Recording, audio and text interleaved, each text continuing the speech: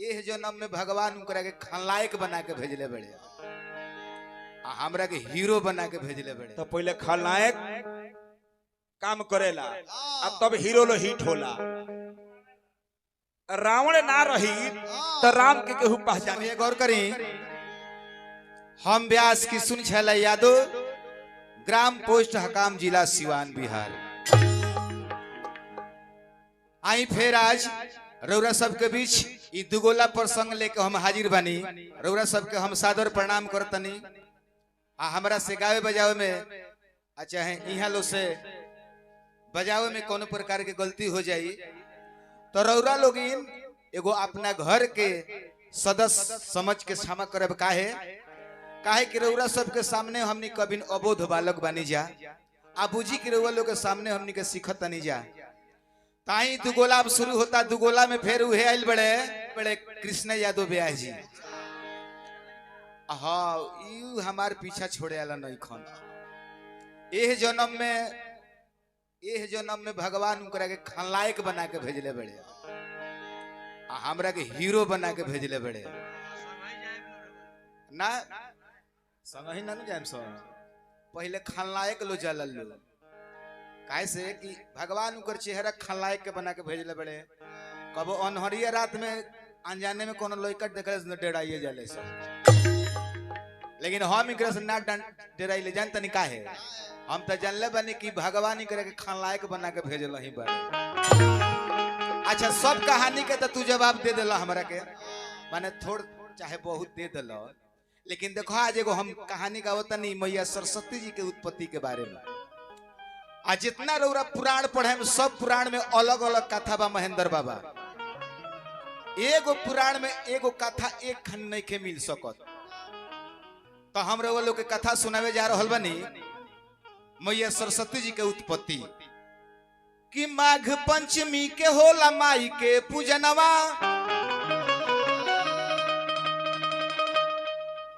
बुद्धि मिले बल मिले जे भी करेला पूजनवा। कि कब से होला पूजाई माई के हरे कहिले दस्तनवा। आ की सुन छैला जादो सभा बीच में गावत बाड़े गनवा।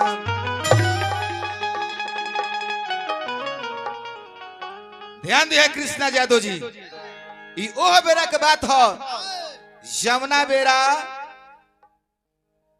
नारायण से नारद बाबा जाके कहतनी कि ये महाराज ई रौरा बताई कि ये धरती पर कई प्रकार के देवी हई। नारद जी के बतिया सुन के आ नारायण जी बतावतनी तो एजी एगो गीत के भाव बा कैसे कि कहानी गाई हम सरस्वती मैया के आ बुद्धि के देवैया के नाम।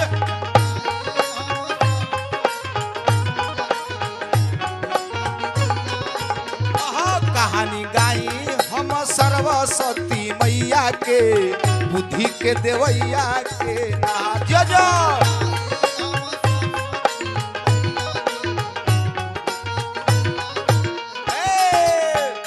कृष्णा जादव खाली खलनायक बन के उतर गईला से दुगोला होला। आज तार सारा मेकअप खराब ना कोई नु हमर किस्म छैला नाम ना। अरे जिया जिया पंजे बाबू नंदलाल भाई बा महेंद्र बाबा राउर जोड़ा ना हो रामाकांत भाई।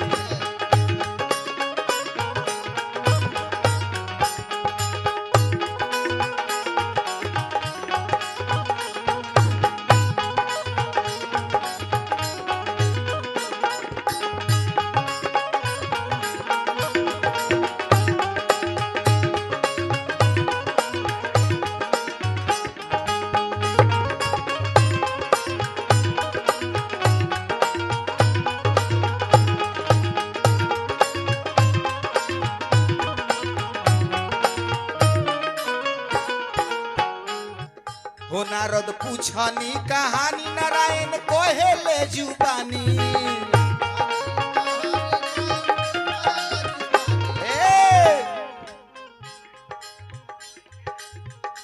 नारद पूछनी कहानी नारायण कहेले जुबानी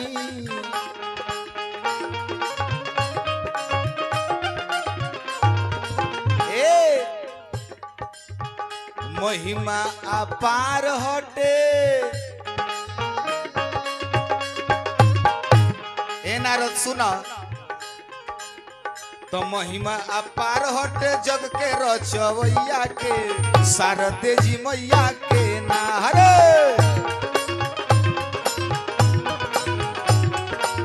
तो महिमा अपार हटे शारदे जी मैया के जग के रचवैया के ना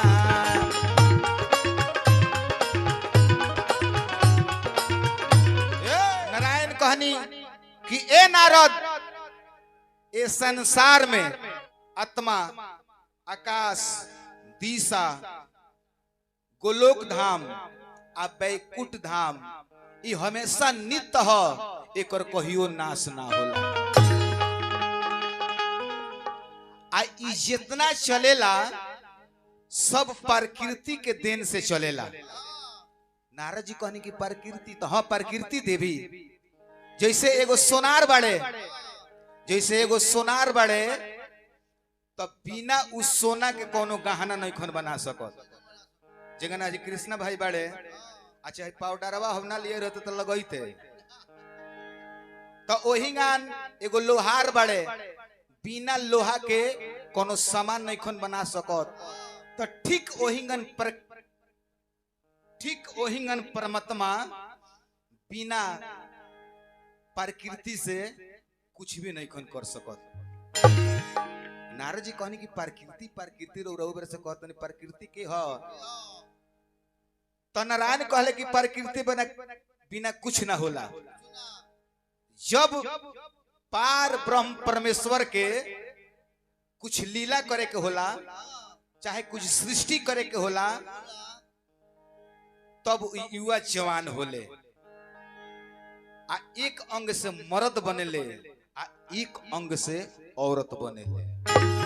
अब नारद बाबा और फेर में पड़ल बनी कि सब वहां के आज ले केहू नहीं खजानत तो वहां के हई तो उहे ये संसार में देखी ये दुनिया में एक ही आदमी बा जे पूरा दुनिया के चला रहल बा। अब हम जौना धर्म के मानतनी तौना धर्म के हम पूजतनी रौरा जौना धर्म के मानतनी तौना धर्म के रौरा पूजतनी संत लो जौना देवी देवता के मानेला उहाँ लोगन उहाँ के पूजा करीले जोगी लो जेकरा के मानेनी उहाँ के उहाँ लोगन पूजा करीले। नारायण समझावतनी कहतनी कि ये नारद ये दुनिया में एक एक ईश्वर हवन लेकिन हर एक इंसान अलग अलग नाम से पूजा करेले। तनी बढ़वा मंजे बाबू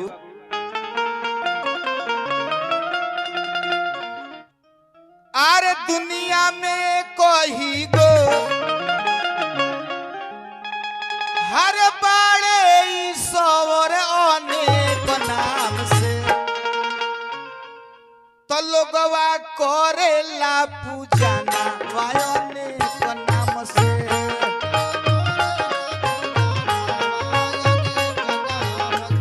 लोगवा करेला पूजा अनेक नाम से।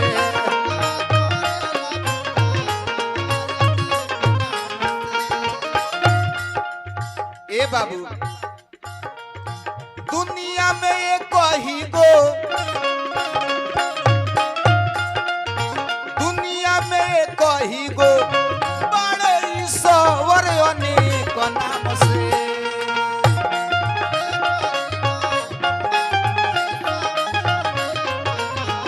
वो लोगवा करेला पूजनवा अनेक नाम से।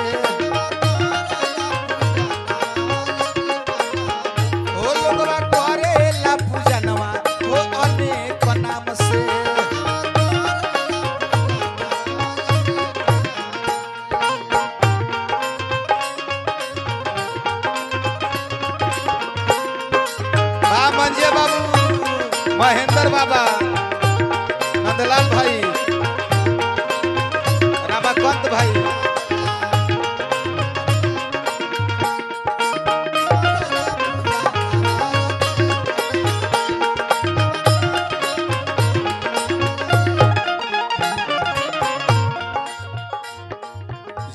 लो ध्यान धरेला निरंकार के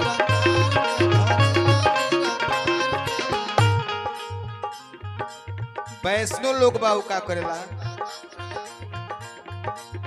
वैष्णो लोग भगवान के करे प्रणाम के वैष्णो लोग भगवान के करे प्रणाम के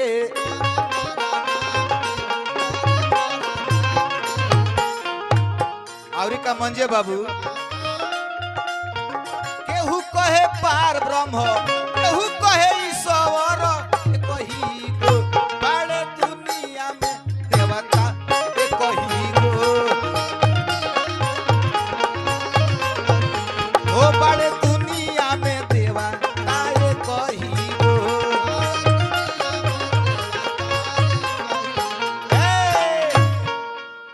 इस संसार में एक आदमी जे बा जे पूरा संसार के चला रहल बा आज सभे लोग जे जौना धर्म के बा तौना धर्म के उहाँ के अपन इष्ट माने तहे नारद जौना बेरा यहाँ के मन करला सृष्टि के रचना करे के तौना बेरा बाया अंग से एगो औरत के प्रकट कैनी आ दहिना अंग से स्वयं मर्द रहनी आ उहाँ के नाम पड़ल कृष्ण आ नौ ये दोनों के अलग अलग खंड कइल जाला तो हो जाला बीज तो बीज माने होला बिया तो ये पूरा संसार के बिया भइल के तो एगो कृष्ण माने सबकर अलग अलग मत बावे जब उहे भगवान कृष्ण वो गोलोक धाम में एक अंग से औरत आ एक अंग से मर्द बन के आ रासलीला लगनी रचावे टुकुर टुकुर ताकत दन तू आज फेर में पड़ल बड़ो कृष्ण भाई अरे हो देखी ना हो जोकर खानी मारे पोथेले बड़े है असल बात बाकी किनले रहता तब नु तारा बुझाई मार अनगर लेके या तारा अंदाज बना लेके पोत ले बड़ो जान तनी का है काहे कि उहे कजरवा है आंख में महेंद्र बाबा लागी नु हे आंख में लागी तो लोग कही कि बाप रे बाप ई कहां से मरखावा काजर लगौले बिया हो आ उहे काजरवा अगर हट के हेने कनियो कुर्ता में लग जाई तो लोग का हो हे मर्द तू नहीं हई हई हई हई कोरिखा कहां से लगा लल हो उहे हाल बा है कृष्ण भाई के अब हे राधा आ कृष्ण रास रचा रहल वालो ओ गोलोक धाम में गीत के भाव बा कैसे अरे लीला कोइनी हरे कृष्ण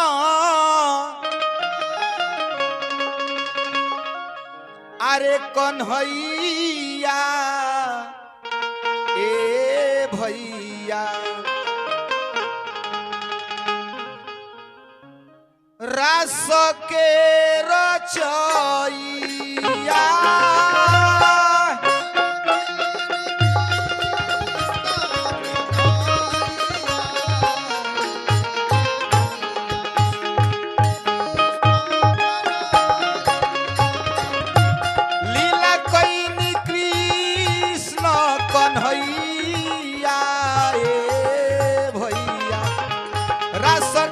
रचैया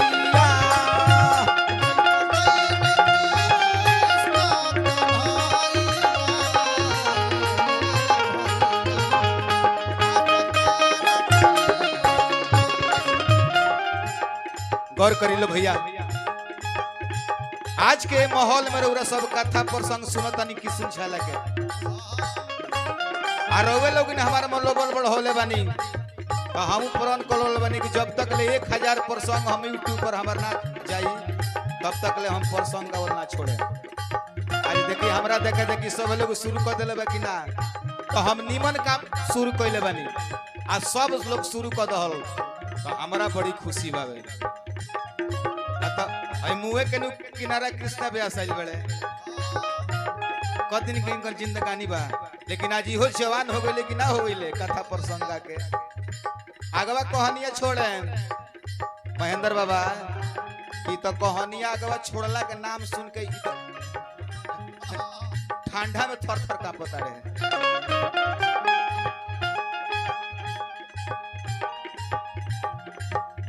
राधा आ कृष्ण रास रचावतनी लो तब जानतनी का भइल।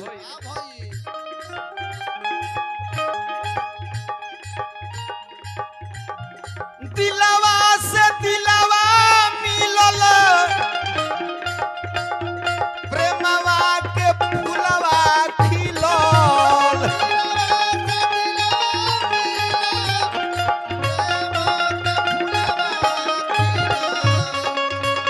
महेंद्र बाबा, नंदलाल भाई, दिलवा से दिलवा मिलल प्रेमवा के फूलवा खिलल।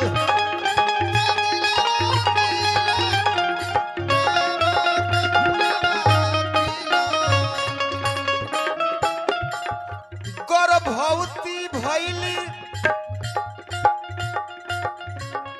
प्रकृति के देवैया ए भैया रस रचवैया।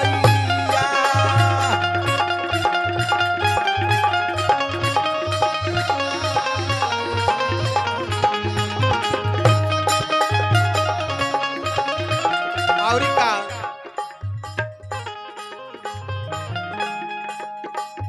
गवतार छैला गाई सभावा में सिरवा नाई।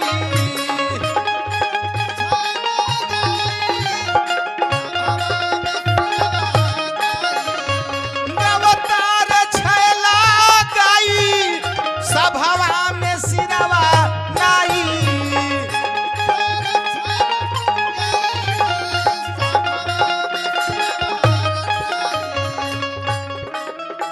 संग में महेंद्र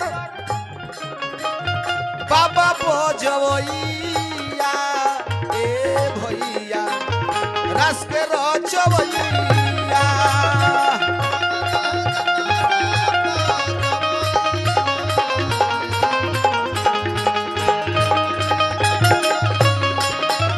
संग में नंदलाल बजवैया ए भैया रस के रचवैया।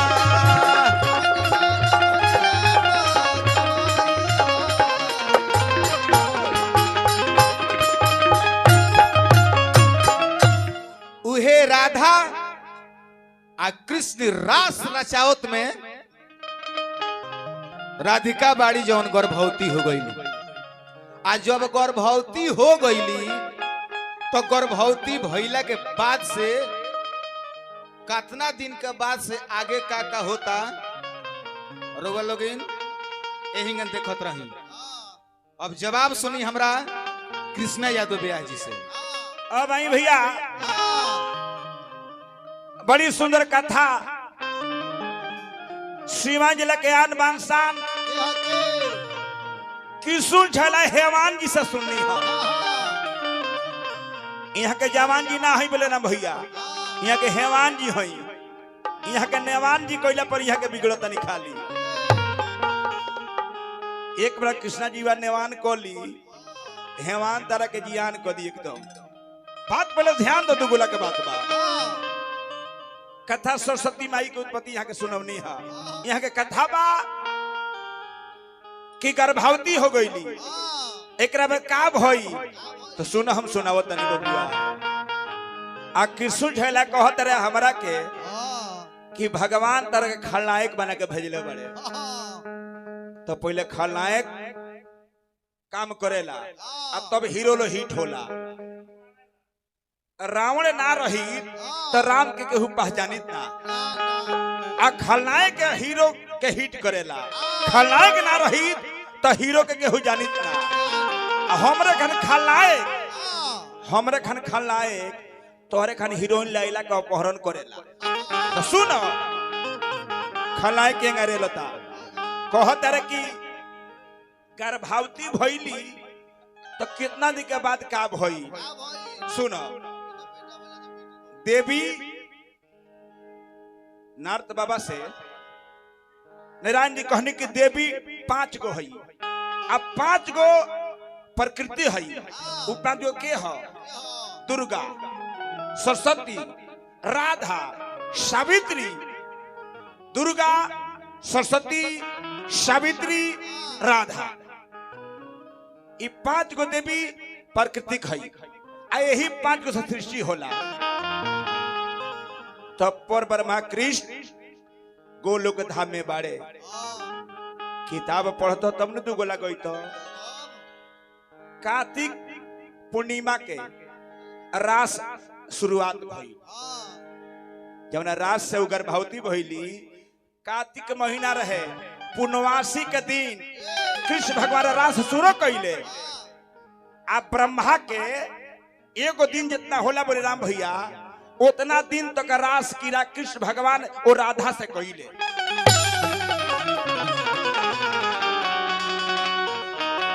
आज जब रास कीरा समाप्त भई तो भगवान कन्हैया का शर्म आ गई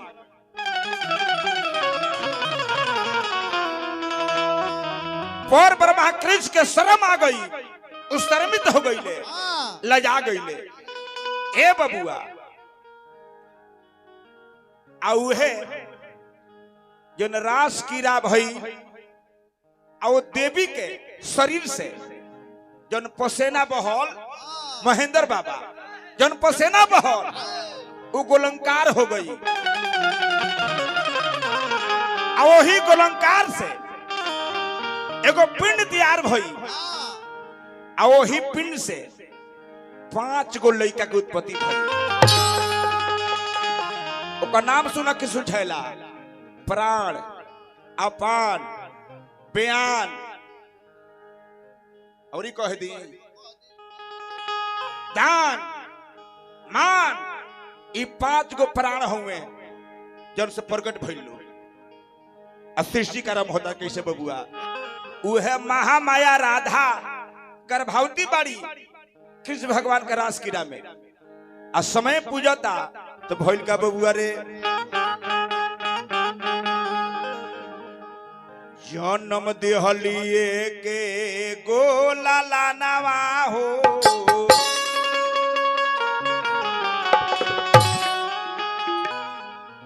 तो बबुआ आरे जन्म देहलिए के गोला लानवा हो ई बतिया जहार जानेला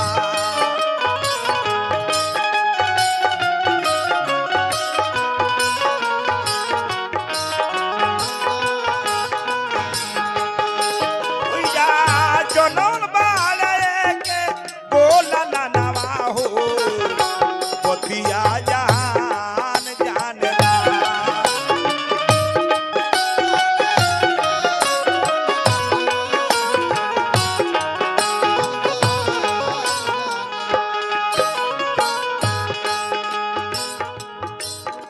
जनमल बाले के गोला लानवा हो दुनिया जहान जानेला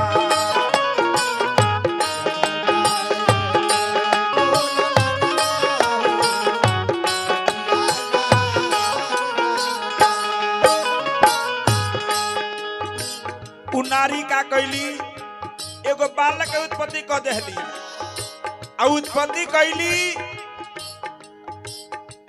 तो महेंद्र बाबा विश्व के रचयिता करे के क्षमता वो बालक में रहे उ नारी डेरा गईली आ डर के का कैली अपना लाला नावा के फेंक दिहली जोल में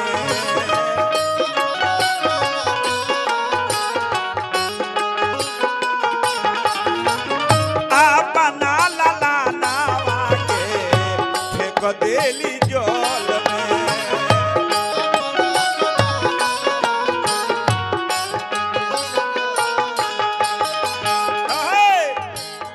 कहर कहर करतावे के मन में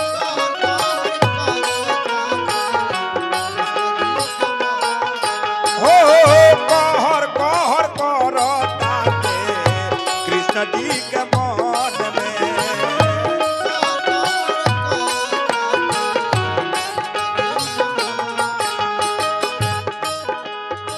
ए हाला उज्जवल कवन रहे किसु छैला पर ब्रह्मा कृष्ण के ऊपर हम कुंड रहे वही तालाब में फेंक दहली लड़का के और लड़का के जब फेंक दहली तो भगवान के मन में चिंता हो गई कि कैसन कसाई औरत बिया कि जन्मा दहलो और लड़का के डुबा दहलो। बबुआ रे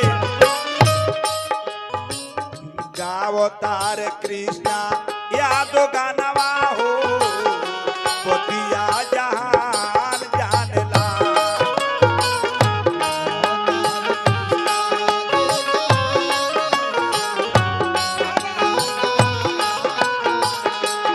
आज गावो तार कृष्णा यादो गानवा हो पतिया जहान जानला।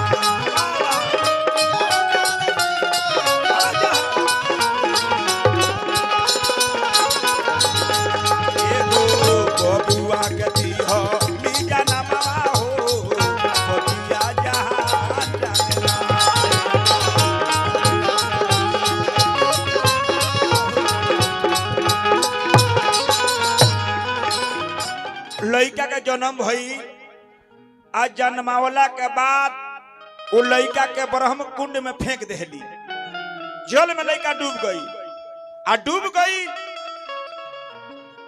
पर ब्रह्मा कृष्ण क्रोधित हो गई कहले कि हे नारी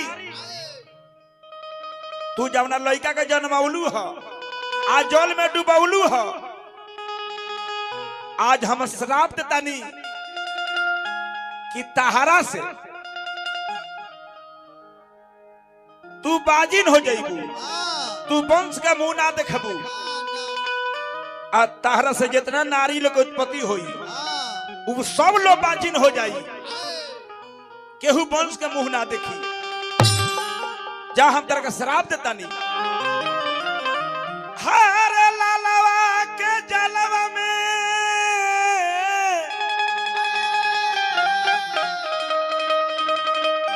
हार दिहलू डुबाए तो ठीक नहीं कोइलू एरनिया तो ठीक नहीं कोइलू एरनिया हे रानी तो बतिया मन हमार ठीक नहीं कोइलू एरनिया हे बतिया मन हमार ठीक नहीं कोइलू एरनिया।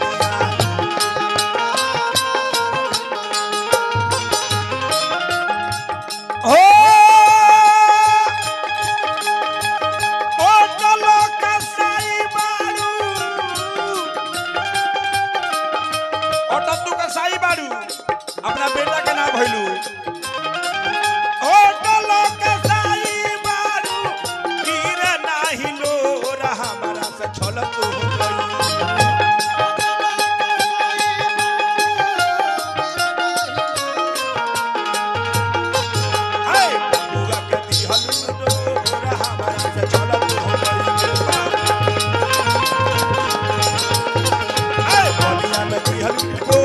हमारा से चलत हो गइलू। उ लइका के पानी में डुबा देली शराब सुन लेली एने के कथा ही नहीं रहता उ लइका आगे चल के का भइले उ बाद में कथा बताई। अब सरस्वती माई के हमनी के उत्पत्ति गावे के बा एने कथा मुड़ो त देख छैला जी आप पढ़ब तब गइब पढ़ब तब दुगले में ओढ़ब आ ना पढ़ब तो दुगला में काय ओढ़ब न तोरब तू सोर जी ध्यान रख किसो छैला जी। अब एने उ देवी ओकरा बाद देखी का भई बहुत पनुरारी के उत्पत्ति भई पनु देवता के उत्पत्ति भई बहुत लोग के उत्पत्ति कैले बाड़ी आ अंत में वही महामाया राधा के मुंह के जीभ के अग्र भाग से सरस्वती माता की उत्पत्ति होता। हाथ में बीड़ा ले ले बाड़ी, पुस्तक ले ले बाड़ी। ए बोली राम भैया अब माई अवतार ले तारी, जन्म ना होला उ लोग प्रकट होला, अवतार ले तारी। पुस्तक बा, पीड़ा बा, कहीं कहीं लिखल बा कि 16 बरस के अवस्था रहे, मन कुछ और किताब में लिखल बा सरस्वती माई का अवतार भइल बा। बोलो के धाम में एगो सोहर के भाव लागत बबुआ, सोहर के भाव में मंजे बाबू चल छपरहिया में तनी तो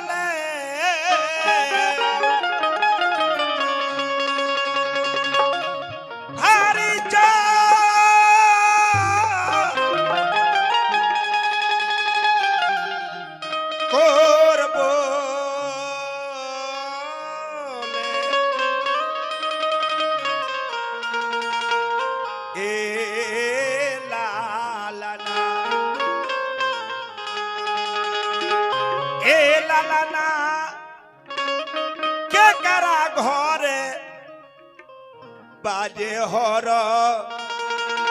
मुनिया तो भैली हब बुनिया नुहे ए लाला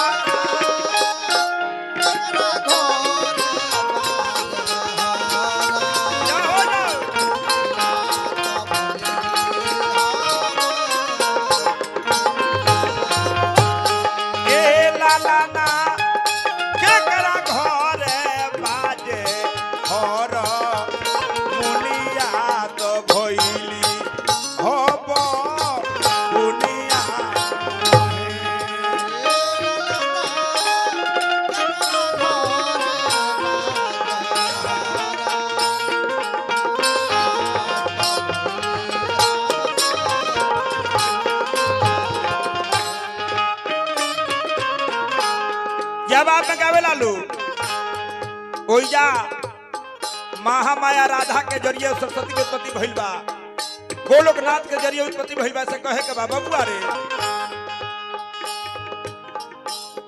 गोलोक ओटरिया पर मोर बोले औ उरीचा कोर बोले औ उरीचा कोर बोले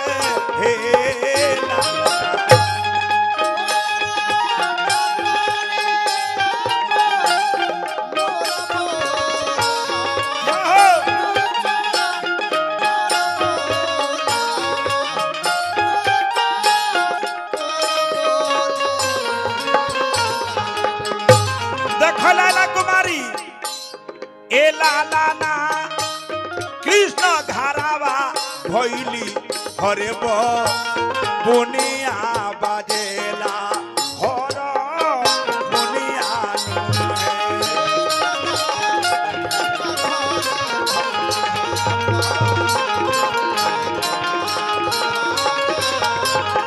ए लाला ना कृष्ण घरे भैली हरे बुनिया